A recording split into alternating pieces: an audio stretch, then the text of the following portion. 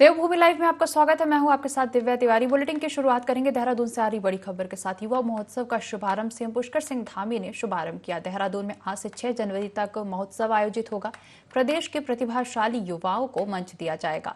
युवा महोत्सव में सीएम धामी ने घोषणा की है। उन्होंने कहा कि स्वामी विवेकानंद की जयंती को युवा दिवस के रूप में सरकार मनाएगी। युवा दिवस के लिए 51 लाख के बजट की घोषणा भी की।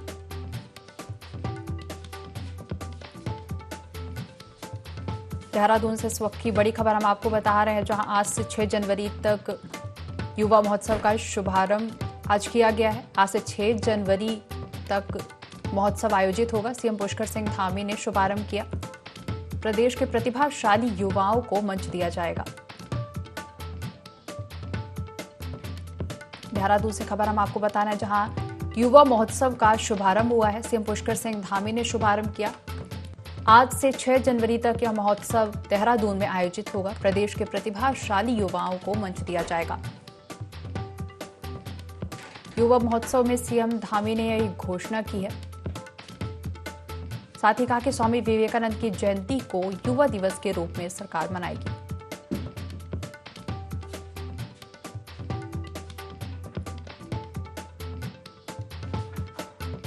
देहरादून से इस वक्त की बड़ी खबर हम आपको बता रहे हैं। युवा महोत्सव का शुभारंभ हुआ है। सीएम पुष्कर सिंह धामी ने युवा महोत्सव का शुभारंभ किया। देहरादून में आज से 6 जनवरी तक महोत्सव आयोजित होगा, जिसमें प्रदेश के प्रतिभाशाली युवाओं को मंच दिया जाएगा।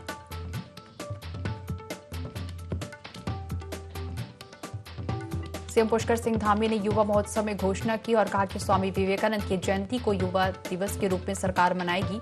युवा दिवस के लिए 51 लाख के बजट की घोषणा भी की।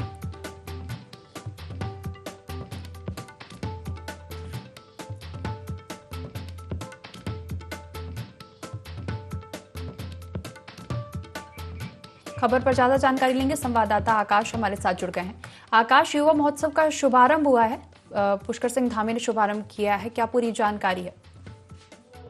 देखिए, बिल्कुल इस तरीके से युवा महोत्सव का आज मुख्यमंत्री पुष्कर सिंह धामी ने शुभारंभ किया है और शुभारंभ के जरिए एक सीधे तौर पर कहीं ना कहीं सरकारी कोशिश है कि युवाओं को एक तरीके से आगे बढ़ाया जा सके और युवाओं को किस तरीके से बेहतर मंच जो है दिया जा सकता है, जिसमें युवा अपनी प्रतिभा को जो है दर्शाएं, प्रतिभा को दिखाएं। और उसी चीज को लेकर के कहीं ना कहीं इस कार्यक्रम का आयोजन किया गया है। 4 तारीख से 6 तारीख तक देहरादून में ये आयोजन होगा।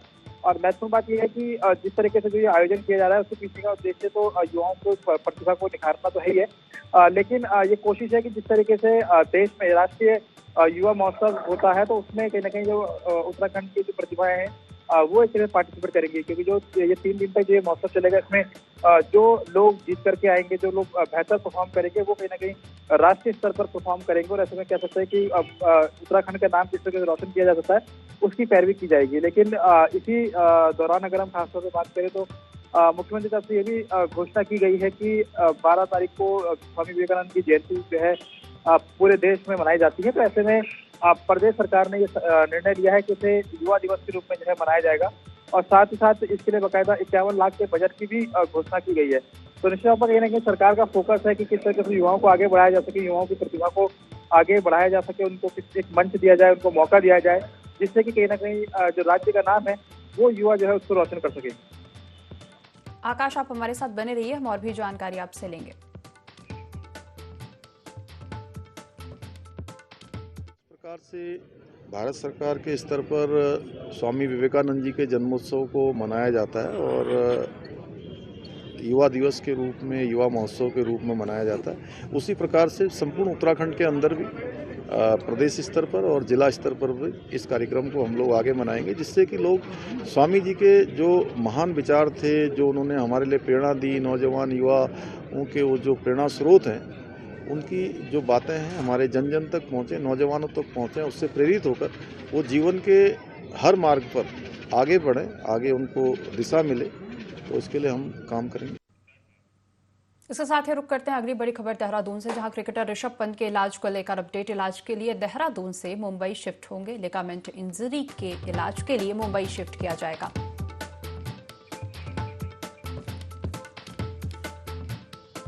देहरादून से खबर हम आपको बता रहे हैं, जहां क्रिकेटर ऋषभ पंत के इलाज को लेकर अपडेट मिले है। इलाज के लिए मुंबई शिफ्ट होंगे cricketer Rishabh Pant. Ligament injury के इलाज के लिए मुंबई शिफ्ट किया जाएगा।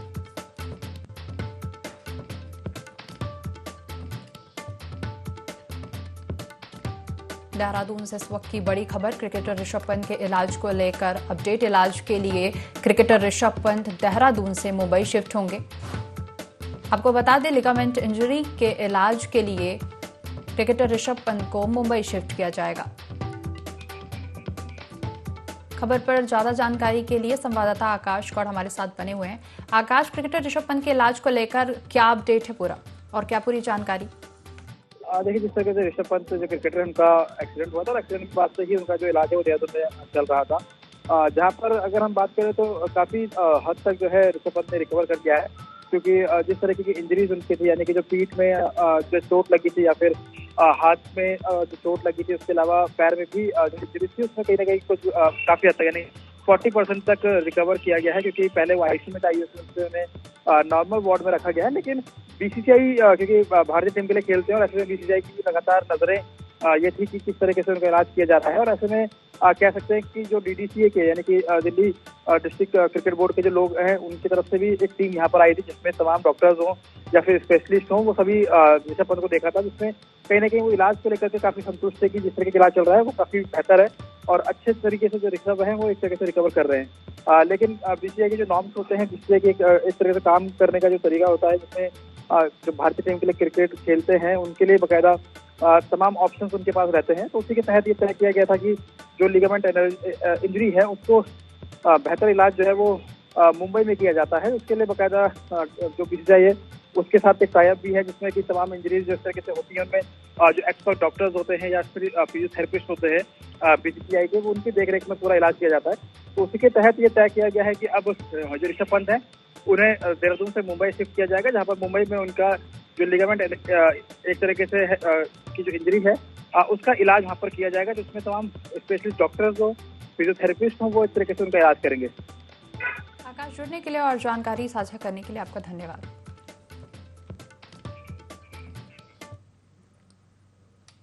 रुक करेंगे अगली खबर, जहां पिथौरागढ़ में शिक्षण संस्थानों के पास नशीले पदार्थों को बेचने वालों के खिलाफ पुलिस अभियान चला रही है, जिसके चलते गुटखा, तंबाकू, सिगरेट आदि मादक पदार्थों को बेचने वालों पर शिकंजा कस रही है। और अभियान के पहले ही दिन ही पुलिस ने 76 दुकान संचालकों का COTPA के अंतर्गत चालान काट दिया। साथ ही 12,300 रुपए का शुल्क वसूला भी। युवाओं को नशे की लत से दूर करने के लिए शिक्षण संस्थानों के 100 मीटर तक के क्षेत्र में नशीले पदार्थ बेचने में पाबंदी लगा दी है।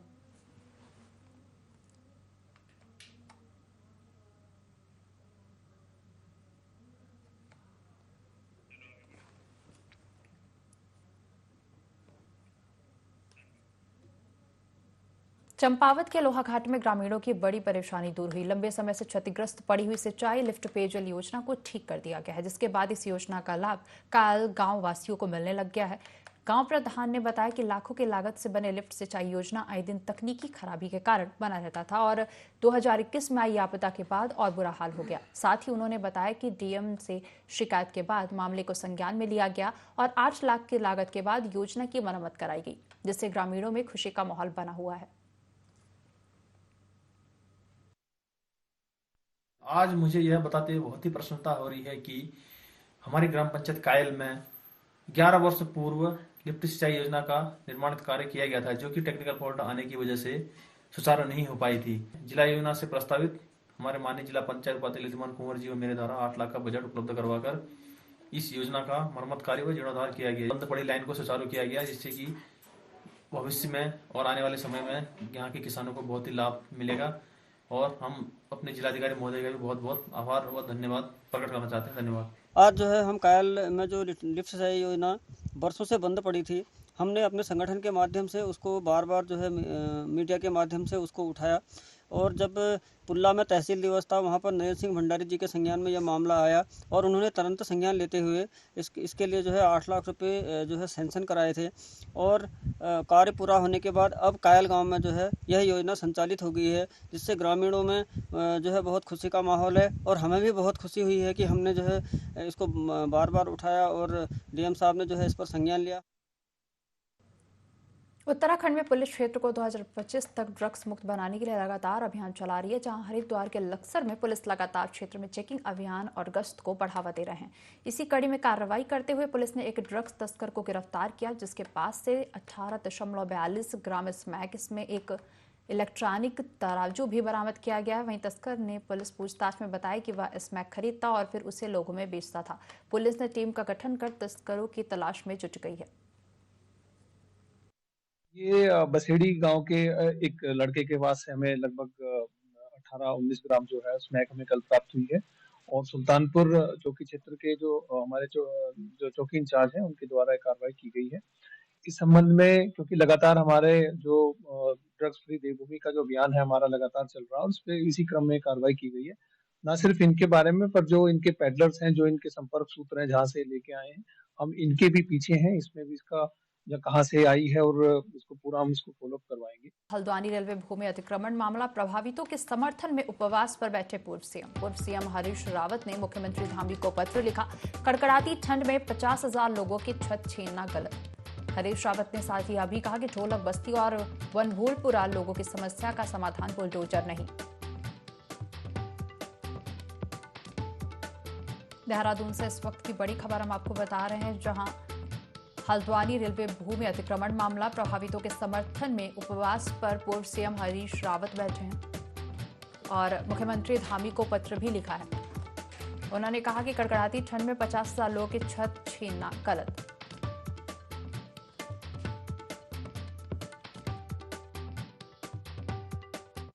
जो लोग उनके ऊपर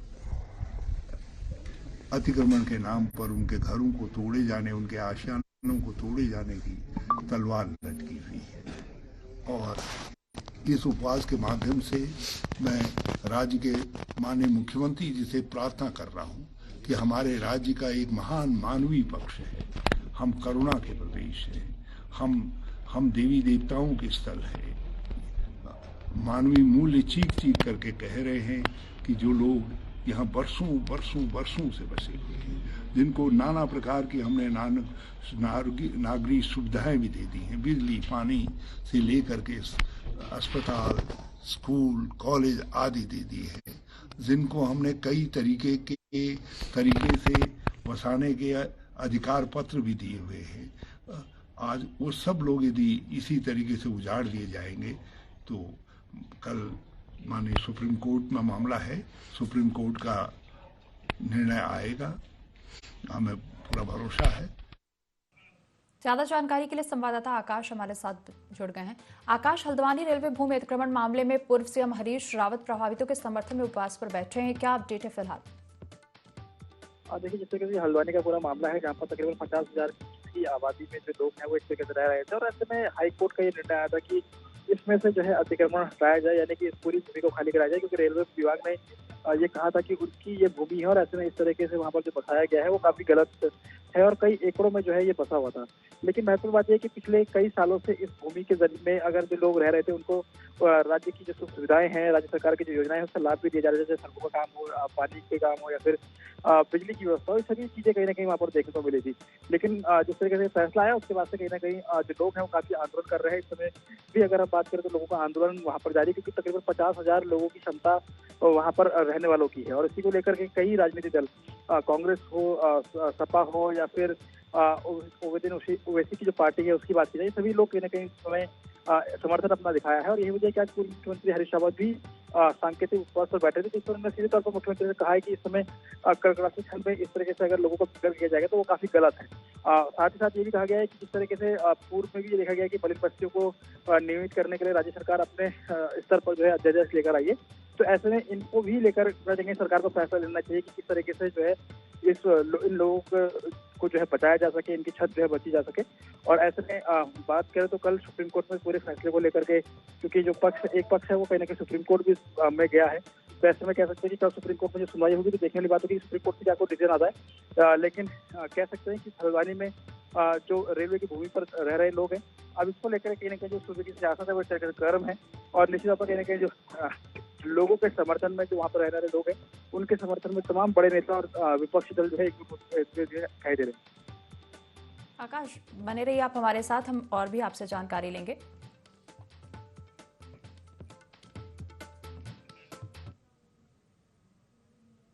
रुख करेंगे अगली खबर देहरादून से, जहां उत्तराखंड में शीतलहर का कहर जारी है। पहाड़ से मैदान तक कड़ाके की ठंड ने बेहाल किया है। गंगोत्री हर्षिल में हुई बर्फबारी मुनस्यारी में 4 डिग्री तो चक्राता में 3 डिग्री तापमान पहुंचा है। देहरादून से खबर हम आपको बता रहे हैं, जहां शीतलहर का कहर जारी है। पहाड़ से मैदान तक कड़ाके की ठंड ने बेहाल किया है। गंगोत्री हर्षिल में बर्फबारी हुई है, मुनस्यारी में 4 डिग्री और इसके साथ ही चक्राता में तापमान 3 डिग्री पहुंचा है।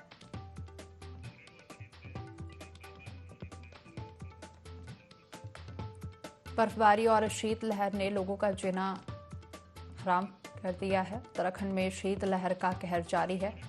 पहाड़ से मैदान तक कड़ाके की ठंड ने लोगों का हाल बेहाल किया है।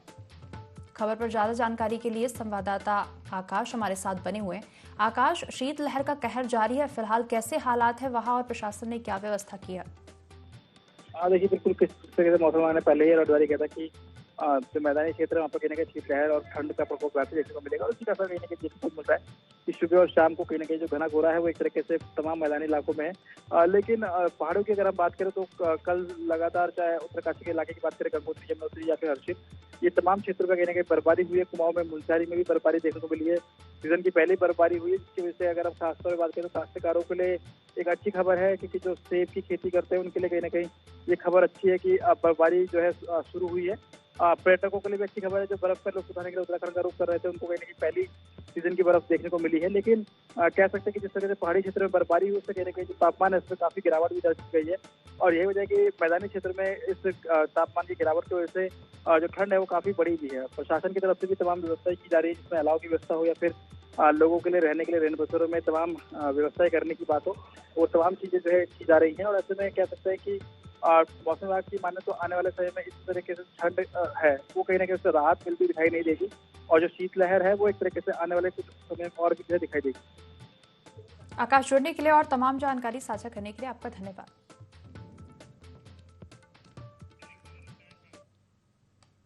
उत्तराखंड सरकार राशन वितरण को लेकर बड़ा कदम उठाने जा रही है, जिसमें प्रदेश के तकरीबन 13 लाख राशन कार्ड धारकों को अब 1 किलो मडवा भी दिया जाएगा। कृषि मंत्री गणेश जोशी का कहना है कि मोटे अनाजों के बाजार को बढ़ाने के लिए यह कदम उठाया जा रहा है, जिसके लिए उन्होंने सरकार का आभार जताया है।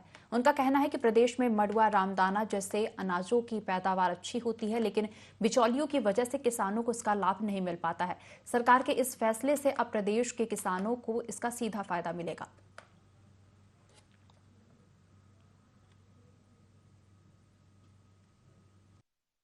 मिलेट्स हमारी परंपरागत खेती से जुड़े हुए हैं, चाहे मडवा हो, रामदाना हो, सावा हो। और मैं आभार व्यक्त करना चाहता हूं माननीय प्रधानमंत्री जी का कि जो 5 किलो राशन केंद्र की सरकार द्वारा ही लोगों को दिया जा रहा है। हमारे यहाँ 13 लाख कार्ड धारक हैं, उसमें हम 1 किलो मडवा भी देंगे ताकि 13 लाख किलो की खपत हो जाए और इससे हमारे लोग प्रोत्साहित होंगे कि अगर हम उत्पाद करते हैं कि हमारे उत्पाद की खपत हो रही है। मैं इसके लिए मोदी जी का आभार व्यक्त करता हूँ। काशीपुर पुलिस ने चेकिंग के दौरान 2 संदिग्ध आरोपियों को गिरफ्तार किया है। जांच में पुलिस ने दोनों के पास से करीब 1500 नशीले इंजेक्शन और एक सफेद रंग का कट्टा भी बरामद किया है। आरोपियों ने पूछताछ में बताया कि वह इंजेक्शन को महंगे दामों में बेचने ले जा रहे थे।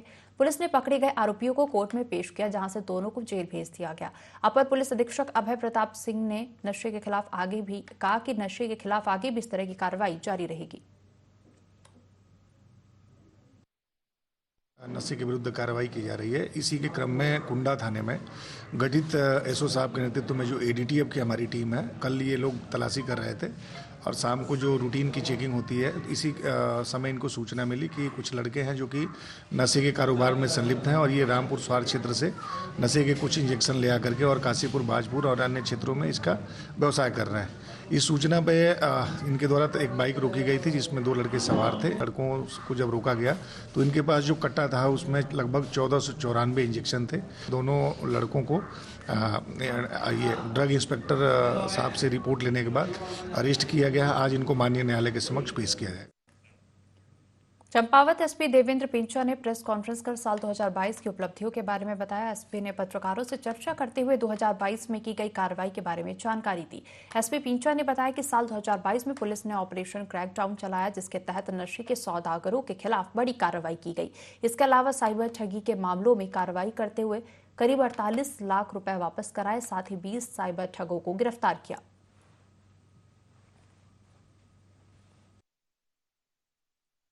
विगत वर्षों में जो चंपावत पुलिस है उसने जो नारकोटिक्स के ऊपर है वो काफी अच्छा काम करते हुए जो स्मैक जो पकड़े हैं वो पिछले सालों का कई रिकॉर्ड तोड़ते हुए लगभग 1 किलो 300 ग्राम से अधिक के स्मैक पकड़े। साथ ही चरस पकड़ने में भी नंबर 1 पे ही कह सकते हैं, लगभग 40 केजी के अराउंड पिछले साल में चरस पकड़े। इस तरह नशे के ऊपर काफी हमने काम किया है।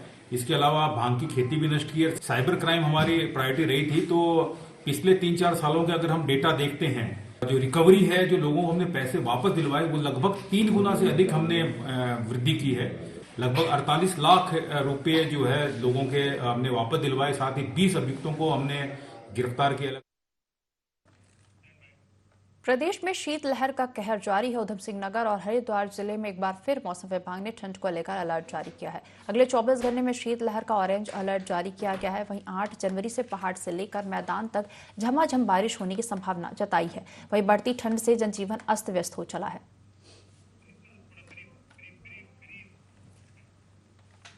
खबर हम आपको बता रहे हैं, जहां 8 जनवरी से पहाड़ से लेकर मैदान तक झमाझम बारिश होने की संभावना जताई जा रही है। अगले 24 घंटे में शीतलहर का ऑरेंज अलर्ट जारी किया गया है। आपको बता दें, हरिद्वार जिले में एक बार फिर मौसम विभाग ने ठंड को लेकर अलर्ट जारी किया गया है।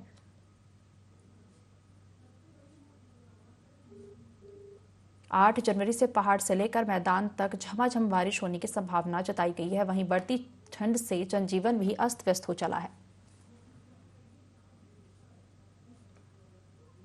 मौसम विभाग ने अलर्ट जारी किया है। उधम सिंह नगर और हरिद्वार में ऑरेंज अलर्ट जारी किया गया है।